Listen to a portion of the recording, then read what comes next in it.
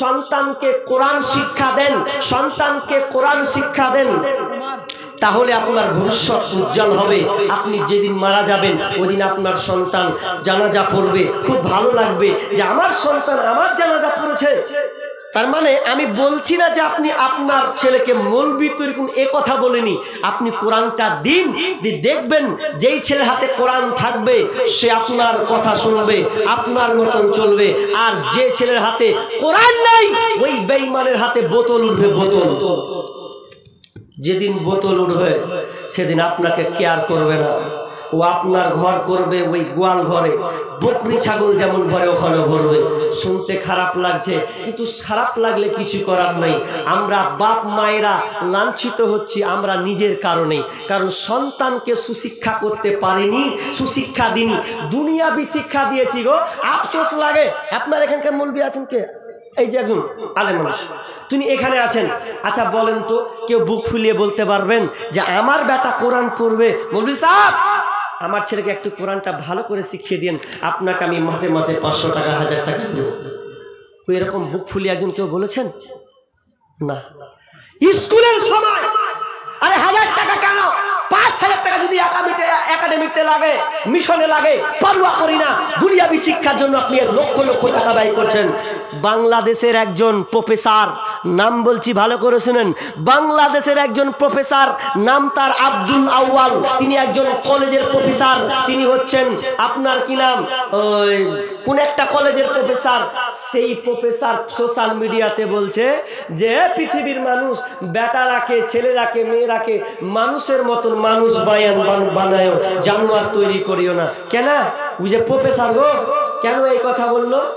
বলছি ওর 3টা বেটা 1টা বেটি, কোনটা লন্ডনে, কোনটা ব্রিটেনে, আর কোনটা আবার যাই হোক পরে, আর মেয়েটা থাকছে বাইরে, বিশাল বড় বড় পদ।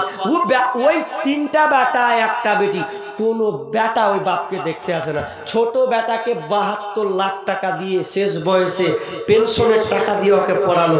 এরপরেও ছেলে বলছে তোমার সঙ্গে থাকবো না, তুমি একাই আছো।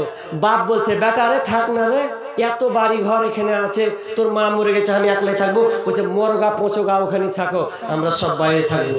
কেন? কেন? ওই ইংলিশ শিখেছেন, ফ্যাটাপুর ট্যাপু প্যাটা শিখে দিয়েছেন। 12টা বাজিয়ে দেবে।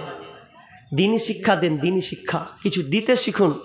দিতে শিখলে ওই সন্তান আপনাকে একটু বাপের শুরুতে আপনাকে দেখবে, নচেত দেখবে না। কত ঘটনা আমার জীবনে আমাদের এলাকাতে আছে, বাপকে পর্যন্ত দেখে না, বিয়ে করে বাইরে থাকছে। তো বলছিলাম এ কোরআনকে মূল্যায়ন করতে শিখুন, বাতিলের কাছে নয়, কোরআনের কাছে আসুন। রমজান মাস আসছে, তৈরি হয়ে যান। রমজান মাস আসছে, তৈরি হয়ে যান। শিখুন, 1 মাস সময় দেন, মৌলবীকে নেন, পাশে নেন। মৌলবী সাহেব আপনি আমার পাশে থাকুন, আপনাকে আমি 1000 টাকা দিব, আপনাকে আমি 2000 টাকা দিব, অন্তত কায়দাটা একটু আমাকে ভালো করে শিখিয়ে দেন। দেখেন আপনার মনে শান্তি প্রশান্তি আসবে। কিন্তু কোরআন নাই, ওই জন্য আজকে সকাল হলেই দেখা যায় যে ঢুকছু ঢুকছু ঢুকছু ঢুকছু, সকাল হলে গান। কিন্তু আগেকার জামানাতে সকাল হলে গান শোনা যেত না। কি শোনা যেত? দাদি নাদির মুখে শুনতাম, আলিফ লাম মিম যালিকাল কিতাবু লা রাইবা ফীহি হুদাল লিল মুত্তাকিন, মধুর কণ্ঠ আওয়াজ পাওয়া যেত। এখন আর কোরআনের আওয়াজ, কোরআনের আয়াত আর গ্রামে সকাল সকাল পাওয়া যায় না। সকাল হলেও মারখামুরা বেটা লাগিয়ে দিয়েছে গান। ছেলে কাঁদছে গো, কাঁদছে তো গান ধরিয়ে দিল ওকে। তো বড় হয়ে কি নিবে? ও তো গানই নিবে, গান নিবে না। ছেলেকে মানুষ করতে শিখুন, এগুলো দিয়েন না ছেলেকে একদম কষ্ট করে মানুষ করুন, অত উপরে উঠায়েন না। বলছিলাম শেষে কথা বলে আমাকে টাকা ধরা আছে, মনে হয় কিছু বলবে না নাকি, যা বলবে তার একটু সংক্ষেপে কথা বলি। একটা হাদিস, মুরু আওলাদাকুম বিসসালাহ ওয়া হুম আবনাউ বিআশরিন সিরিনা নাকি সাবঈ সিনিনা ওয়াজরিহু আলাইহা ওয়া ফাররিকু বাইনাহুম ফিল মাযাজি। এই হাদিসটা আছেন মুরু আওলাদাকুম বিসসালাহ, যখন তোমার ছেলের বয়স যখন 7 বছর হবে তখন নামাজের ট্রেনিং দেন। নামাজের কথা বলেন আপনারা, নিজের তো পড়ে না, তো বেটাকে ফের কি করবেন? ও তো মুখে লাগাম দিয়ে দেবে। 7 বছর আছে, বেটাকে নামাজ পড়তে বলবেন, বেটা মসজিদ যা। কেন?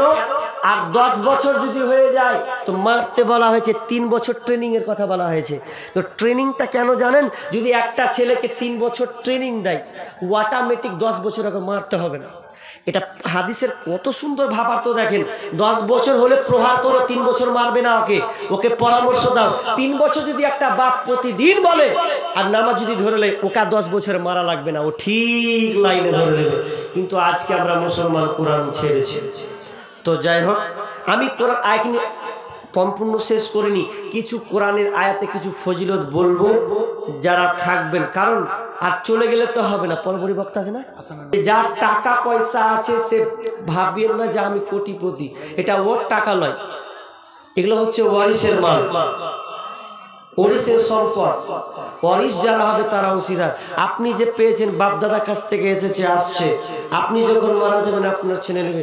আর একটা গুরুত্বপূর্ণ একটা কথা বলেছিলাম জানেন, যে আপনি যখন মারা যাবেন তখন আপনার টাকা পয়সা খাবে দুনিয়ার লোকে, আর যখন আপনি মারা যাবেন তখন আপনার দেহ খাবে পোকাতে। কথাটা বুঝেননি?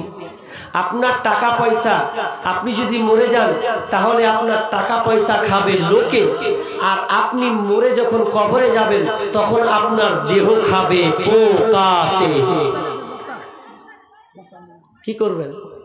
টাকা পয়সা বাহার গরম দেখিয়ে লাভ নাই, টাকা পয়সার গরম দেখিয়ে কোনো লাভ নাই। এটা আল্লাহ দিচ্ছে আপনাকে, আল্লাহ দেখছে, কত কোটি টাকা লাভ আছিস তো, খালি মরে দেখ, এক্সচেঞ্জ করে দিব, তোর কাছে কিছুই যাবে না। মোবাইল ছাড়া মানুষ বাঁচতে পারে না। একবার যদি মোবাইল রেখে চলে আসে তো খালি মনে হবে ওরা হিট পিন্ডেও রেখে চলে এসছে। মানুষ যখন মোবাইল ভুলে যায় মনে হবে যে একখানে দিকের কোল যাচ্ছে চলেছি, মোবাইল টেনশনে পড়া গেল। যেদিন মরবি মোবাইল দূরের কথা, তোর হাতের ঘড়ি শুদ্ধই খুলবে, একদম লেঙ্গা করে একটা সাদা কাফন পরিয়ে দিবে, একবারে চলে যাবে একদম।